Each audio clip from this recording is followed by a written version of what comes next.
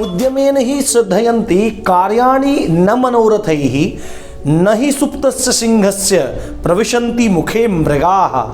आपने ये उक्ति बहुत बार सुनी होगी और इस उक्ति से पता लगता है कि परिश्रम से ही सब कार्य सिद्ध होते हैं। देखो, जैसे इसका मतलब है कि उद्यमेन ही सिद्धयन्ति कार्याणि न मनोरथैः, कि उद्यम से ही, परिश्रम से ही सब कार्य सिद्ध होते हैं। केवल मनोरथ करने से, केवल मन में सोचने से कोई भी कार्य सिद्ध नहीं होता। जिस प्रकार जंगल में पड़े हुए सिंह के मुख में हिरन खुद आकर उसका भोजन नहीं बनता, उसी प्रकार केवल मनोरथ करने मात्र से जीवन में कभी भी सफलता नहीं मिलती। तो आज इस बहुत सुंदर उक्ति के साथ आपकी क्लास शुरू में कर रहा हूं। हेलो दोस्तों, कैसे हैं आप सब? राम जी की पाठशाला में आपका बहुत बहुत स्वागत है। उम्मीद करता हूं आप सब भी अच्छे ही होंगे। और आज मॉर्निंग में आपकी मूल विधि की जो क्लास थी वो नेट बाधित होने से ठीक से नहीं हो पाई थी, तो अभी मैं आपको क्लास दे रहा हूं। कल मॉर्निंग में भी आपको क्लास मिलेगी। तो हम लोग डिस्कस कर रहे थे सेक्शन 30 तक हमने पढ़ लिया था, अध्याय 2 में, चैप्टर 2 में, जो स्पष्टीकरण से रिलेटेड था, जनरल एक्सप्लेनेशन से रिलेटेड था। तो उसमें अभी हमारी कुछ महत्वपूर्ण धाराएं बची हुई हैं। देखो, हमको सब की सब धाराएं पढ़नी जरूरी नहीं है, हम मुख्य मुख्य धाराएं पढ़ते जाएंगे और समझते जाएंगे। तो आज का हमारा टॉपिक है, ये देखो यहाँ पे धारा 34 है, धारा 40 है, 41 है, 42 है और उसके बाद 43, 44, उसके बाद धारा सीधे 52 2 पढ़ेंगे और 52A समझेंगे। आराम से बैठ जाइए, तसल्ली से बैठ जाइए, क्योंकि आपको आईपीसी समझ आने लगी है, इसलिए आप देख रहे हैं। इससे पहले अगर चैनल पर नए हैं तो चैनल को सब्सक्राइब करना मत भूलिए, क्योंकि दोस्तों पूरी की पूरी यूपीएसआई की मूल विधि, हिंदी, हिंदी साहित्य का इतिहास, जीएस, यूपीजी के और रीजनिंग के बहुत टिपिकल से टॉपिक की जबरदस्ती ट्रिक आपको एग्जाम से पहले मिल जाएगी और रामबाण सिद्ध होने वाला है राम जी की पाठशाला आपकी तैयारी में। तो चलिए दोस्तों शुरू करते हैं। तो यहां देखो, मैंने लिख रखा है सेक्शन 34 में सामान्य आशय। ये बहुत इंपॉर्टेंट धारा है, इंग्लिश में बोलते हैं कॉमन इंटेंशन।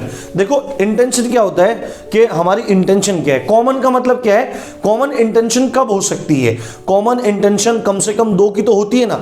आप कोई भी चीज लेते हैं, देखेंगे कि 2 आदमी खड़े हुए हैं, 2 आदमी खड़े हुए हैं, तो आप बोलेंगे यार इनमें कुछ कॉमन है। तो कुछ कॉमन है, सपोज करो आप बोलोगे कि इनकी आंखें एक जैसी हैं, तो आप बोलोगे कि इनकी आंखें कॉमन है। दोनों की नाक एक जैसी दिखाई दे रही है, तो बोलोगे दोनों की नाक कॉमन है यार, सेम है बिल्कुल। तो इसी संबंध में सामान्य आशय है। और ये आईपीसी के अंदर कोई भी अपराध है, आईपीसी के अंदर जो भी अपराध वर्णित है उसमें ये धारा भी आती है, सामान्य आशय वाली। अब इसकी कुछ शर्तें हैं। सामान्य आशय मतलब 2-4 आदमियों का एक सिंगल मोटिव हो, उसका एक उद्देश्य हो, उनके दिमाग में आशय हो। उदाहरणों के माध्यम से भी समझेंगे, पर पहले आप शर्त समझ लीजिए। पहली शर्त है कि सामान्य आशय होने के लिए एक से अधिक व्यक्ति होना चाहिए। क्या होना चाहिए? एक से अधिक व्यक्ति होना चाहिए। तो 2 आदमी होंगे तभी तो कॉमन इंटेंशन होगी, सिंगल आदमी की तो सिंगल ये इंटेंशन हो गया। तो एक से अधिक व्यक्ति होना चाहिए, पहली ये शर्त है। और देखो, मैं एक चीज आपको बता चुका हूं, स्पष्टीकरण में ही हम व्यक्ति के बारे में पढ़ के आए हैं। स्पष्टीकरण में व्यक्ति के बारे में बोला है। व्यक्ति का मतलब यहां खाली पुरुष से नहीं है, नर और नारी दोनों से है। नर हो या नारी, मैं हूं सब पे भारी, ये मैंने आपको बताई थी कल। तो आपको ये समझना है, एक से अधिक व्यक्ति होने चाहिए। दूसरी बात है, सामान्य आशय को अग्रसर करने के लिए कार्य करते हो। सपोज करो उनके दिमाग में कोई चीज आई हुई है, उन्होंने किसी को मारना है, पीटना है, 2 आदमी हैं, तो उस इंटेंशन है कि भाई इसको पीटना है, ठीक है। जैसे लड़के बोलते हैं भाई बाहर मिल, तो 2-4 लड़के हैं, आपने बोला होगा, पर ऐसे कभी किसी को बोलना चाहिए, खासकर टीचर को नहीं बोलना चाहिए, नहीं तो जिंदगी बर्बाद हो जाती है। तो उसके बाद आगे क्या है? सामान्य आशय को अग्रसर करने के लिए कार्य करते हो, जो उनकी कॉमन इंटेंशन है उसको आगे बढ़ाने के लिए कार्य करते हो, सामान्य आशय। और तीसरी बात है, यदि ऐसे आदमी 2 एक से अधिक हो, 2 हो, 3 हो, 4 हो, 5 हो, वो सब मिलके जिनकी कॉमन इंटेंशन है, अगर वो किसी अपराध को अंजाम दे देते हैं तो ऐसा माना जाएगा कि वह एक व्यक्ति ने ही कार्य किया है। इसका मतलब क्या है? देखो, मैं आपको समझाता हूं। अब कॉमन इंटेंशन को एग्जांपल समझते हैं। देखो, 2 उदाहरणों से समझेंगे। एक व्यक्ति है, कोई भी व्यक्ति है, और वो अपने ज़िंदगी में आराम से रह रहा है, थोड़ा क्या आप बोल सकते हैं, प्रभावशाली व्यक्ति है, गलत बातें सहन नहीं करता है, तो उसके अगेंस्ट में भी लोग होंगे। तो उसके अगेंस्ट में लोग हैं, दो चार लोग हैं, मान ले 4 लोग हैं, और उन 4 लोगों ने प्लान बनाया है। क्या प्लान बनाया कि भाई इसको मारना है, ठीक है। अब 4 आदमियों में से 3 आदमियों ने क्या ले लिया, 3 आदमियों ने, एक ने चाकू ले लिया, एक ने डंडा ले लिया, एक ने खंजर ले लिया, कुछ भी ले लिया, और उसको जाके घपा घप उसको मारना शुरू कर दिया, चाकू घोंप दिए उसके। और एक आदमी गाड़ी लेके तैयार है, तो अब देखो उन सब ने क्या काम कर दिया, उसको मार दिया और भाग गए वहां से। अब कोर्ट में केस चला गया। वो 3 आदमी तो सीधे सीधे हत्या के क्या चीज है, हत्या के लिए जिम्मेदार है। पर चौथा आदमी बोलने लगा कि भाई मैंने तो कोई अपराध किया ही नहीं, मैं तो गाड़ी लेने छोड़ने गया था। पर यहां पर वो भी अपराध है। देखो अगर कॉमन इंटेंशन होगी तो माना जाएगा, चाहे वो एक से अधिक व्यक्ति हैं तो माना जाएगा कि एक ही व्यक्ति ने कार्य किया, यानी कि जितने भी व्यक्ति वहां उस अपराध में सम्मिलित हैं और उनकी एक ही भावना है, तो वे चारों के चारों एक ही सजा के दोषी होंगे। तो जो ड्राइवर चला रहा था ना, भावना तो उसकी भी थी ना मारने की, तो उसने ही मारने की भावना की थी। इसका मतलब वो भी कॉमन इंटेंशन के तहत धारा 302 के अंतर्गत दंडित होगा। तो आपको बात समझ में आ गई होगी। अब देखो दूसरा एग्जाम्पल। अब सपोज करो 3 आदमी हैं, किसी एक आदमी को मारने जा रहे हैं। 2 ने कहा भाई तोड़ना, उसे मारना पीटना है, उसे खूब उसकी पिटाई करनी है। और एट द स्पॉट तीसरा आदमी ने कुछ बताया नहीं है जाके, तो वो क्या करता है, वो जाके मारना शुरू कर देते। तीसरा आदमी चाकू निकालता और उसको गप मारने लगता है। तो अब क्या हुआ, उसकी हत्या हो गई। अब कोर्ट में केस दायर हुआ। तो अब उन 2 व्यक्तियों का मंतव्य क्या था, जो मार रहे थे केवल मारना पीटना है, कुटाई करनी है, और तीसरे व्यक्ति का मंतव्य क्या था कि इसको मारना है, उसने बताया नहीं था। तो यहां पर कॉमन इंटेंशन नहीं हुई। अब जो 2 आदमी मारने पीटने गए थे, उसके वकील को या उनको कोर्ट में यह सिद्ध करना होगा कि हमारी कॉमन इंटेंशन नहीं थी, हम मार पीटने के उद्देश्य से गए थे। तो उन व्यक्तियों को अगर वो सिद्ध कर देते हैं तो उन व्यक्तियों को क्या होगा, केवल मारपीट, चोट और सामान्य चोट और गंभीर चोट इत्यादि में ही उन व्यक्तियों को सजा होगी। और जबकि तीसरा व्यक्ति है, उस व्यक्ति को हत्या के अंतर्गत सजा होगी। तो आप आई थिंक आप समझ गए होंगे सामान्य आशय क्या चीज है। उसके बाद 2 केस हैं, डायरेक्टली एग्जाम में पूछता है, आपको सीधे बता देना है। देखो महबूब शाह वर्सेस सम्राट। देखो आजकल जैसे होता है, आपने एक केस सुना होगा 1973 का, केशवानंद भारती वर्सेस केरल राज्य।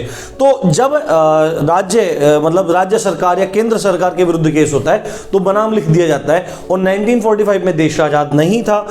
भारत में किसका शासन था, ताज का शासन था, सम्राट का शासन था, रानी का शासन था। तो उस समय जो केस लड़े जाते थे वो अगेंस्ट लड़े जाते थे सम्राट के। तो महबूब शाह वर्सेस सम्राट, मतलब कि महबूब शाह का पक्ष था और गवर्नमेंट के खिलाफ वो केस लड़ा गया था। तो वो सामान्य आशय का केस था, आपको समझना जरूरी है। दूसरा है वीरेंद्र घोष वर्सेस सम्राट का केस। ये दोनों के दोनों केस आपको बहुत अच्छे से नोट कर लेने और एग्जाम में ये आपके लिए काफी इंपॉर्टेंट है। जब हम पूरा का पूरा मूल विधि खत्म कर लेंगे तो मोस्ट इंपॉर्टेंट क्वेश्चंस पर भी नजर डालेंगे और प्रीवियस ईयर क्वेश्चन पे भी नजर डालेंगे।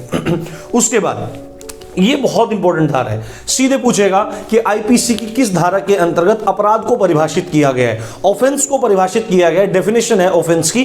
तो आपको बोलना है सीधे सेक्शन 40 धारा 40 के अंतर्गत अपराध की परिभाषा है। उसके बाद धारा 41 कहती है विशेष विधि के बारे में, स्पेशल लॉ।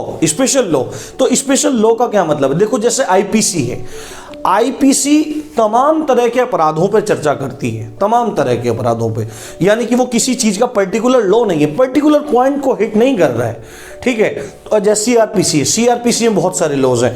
तो ये सारे लॉज हैं, इनमें बहुत सारी चीजें हैं, पर विशेष विधि किसी मुख्य बिंदु के लिए, जैसे पोक्सो एक्ट है जो बच्चों के यौन शोषण से संबंधित जो कानून है वो केवल बच्चों के यौन शोषण को ही केंद्रित कर रहा है, उसी को केंद्र में रख के कानून बना रहा है, तो ये विशेष विधि है। उसके बाद एनआईए है जो है ना, राष्ट्रीय सुरक्षा से संबंधित जो कानून है, केवल वो राष्ट्रीय सुरक्षा को ही ध्यान में रख के बनाया गया है। जैसे भ्रष्टाचार निवारण अधिनियम है तो भ्रष्टाचार को ध्यान में रख के ही बनाया गया है। तो ये विशेष विधि है, स्पेशल लॉज हैं, आपको ध्यान रखना जरूरी है।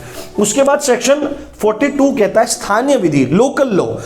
स्थानीय विधि, लोकल लॉ का क्या मतलब है कि किसी पर्टिकुलर एरिया को टारगेट करके लॉ बनाया गया हो, यानी कि संपूर्ण भारत में लागू नहीं होगा, संपूर्ण भारत में लागू नहीं होगा, किसी स्पेशल जगह पे, किसी स्पेसिफिक जगह पे लागू होगा।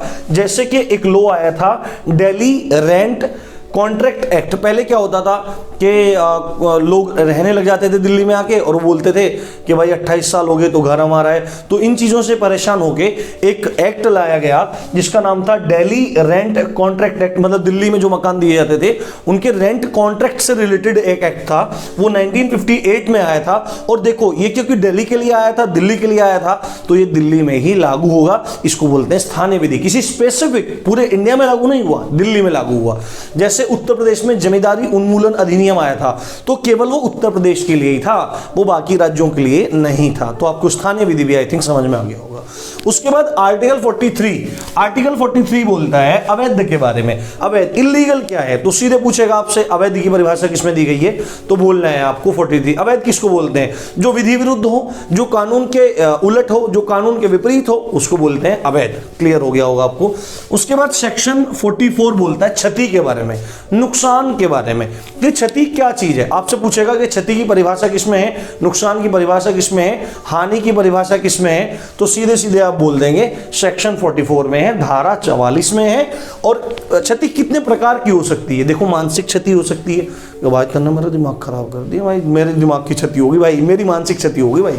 उसके बाद शारीरिक क्षति, भाई चोट मार दी, हाथ तोड़ दिया, हाथ काट दिया, पैर काट दिया, ठीक है, लिवर निकाल लिया, किडनी निकाल लिया, दिल निकाल लिया। आजकल दिल निकलने की घटनाएं काफी होने लगी हैं, बच कर रहिएगा, ठीक है। तो उसके बाद है संपत्ति की हानि हो सकती है, किसी की जमीन लूट ली, जायदाद लूट गई या कब्जा कर लिया, संपत्ति की हानि हो सकती है। उसके बाद ख्याति की हानि हो सकती है, बोलता भाई साहब मेरी बेइज्जती कर दी इसने, तो ख्याति की हानि हो सकती है कि भाई मेरा डिफेमेशन हो गया, तो वो भी हानि में आता है, वो भी क्षति में आता है, तो आपको ये ध्यान रखना है। उसके बाद है सेक्शन 52, आप बहुत ज्यादा इंपॉर्टेंट है, ये वो हैं जो बहुत ज्यादा इंपॉर्टेंट है, बार बार एग्जाम में पूछे जाते हैं। आपको पूरा का पूरा वकील बनने की जरूरत नहीं है, आपको जितना मैं पढ़ा रहा हूं उतना कर लीजिए, आप एग्जाम में बढ़िया करके आएंगे, ये मेरी गारंटी है। उसके बाद सेक्शन 2 कहता है सद्भावना पूर्वक, यहां किसी काम के बारे में बात हो रही है, कोई कार्य किया जा रहा है और वो बोलेगा कि मैंने सद्भावना पूर्वक किया, ठीक है, या मैंने सद्भाव पूर्वक किया। इंग्लिश में बोलेंगे मैंने गुड फेथ से किया, यार मैंने अच्छी फेथ रखी थी, सद्भावना के साथ रखी थी। तो केवल कह देने मात्र से कानून के हिसाब से वो काम सद्भाव पूर्वक नहीं होगा, उसकी 2 शर्तें हैं। अगर आपने कोई काम सद्भाव पूर्वक किया है तो उसमें 2 पॉइंट होने चाहिए। एक तो है सम्यक सतर्कता, यानी कि आपने प्रॉपर अटेंशन से काम किया हो, आपका ध्यान इधर उधर ना घूम रहा हो, आपने प्रॉपर अटेंशन से काम किया हो, ये पहली शर्त है सम्यक सतर्कता। और दूसरा है आपने पूरे ध्यान से काम किया हो, पूरा ध्यान मतलब आपने फुल केयर रखी हो, ठीक है, इसको बोलते हैं सतर्कता। देखो कैसे समझ सकते हैं, डॉक्टर मरीज के एग्जांपल समझ सकते हैं। सपोज करो किसी आदमी को चोट लगी, वो डॉक्टर के पास चला गया और काफी चोट लगी थी, इमरजेंसी का केस था, तो डॉक्टर ने क्या काम किया, उसको सपोज करो चोट लगी थी, फट गया था, एक्सीडेंट हो गया, तो डॉक्टर ने टांके लगाए, और टांके लगाने के साथ साथ में क्या हो गया, उसकी कोई नर्व उसमें इफेक्ट हो गई, कोई नर्व इफेक्ट हो गई और उस अंग ने काम करना बंद कर दिया। तो अब वो कोर्ट में चला जाएगा कि साहब इन्होंने तो ये काम मेरा तो नुकसान कर दिया, मेरा तो हाथ बेकार कर दिया इन्होंने। तो वो बोलेगा डॉक्टर कि सर मैंने सद्भाव पूर्वक किया है कार्य। तो कोर्ट पूछेगा सद्भाव पूर्वक कैसे किया भाई, फिर उनके हाथ में चोट कैसे लग गई? वो कहे सर मुझे इस चीज़ की जानकारी नहीं थी, देखो मैंने प्रॉपर अटेंशन बरती जब मैं टाँके भर रहा था और मैंने पूरे ध्यान से काम किया। अब वो इनके साथ में हो गया तो मैं कुछ नहीं कर सकता हूँ। अब कोर्ट ये चेक करेगा कि अगर इसकी जगह कोई नॉर्मल डॉक्टर भी होता, हाई फाई नहीं, एक नॉर्मल डॉक्टर भी होता तो वो भी ऐसे ही करता, उसके साथ भी यही चीज हो सकती थी।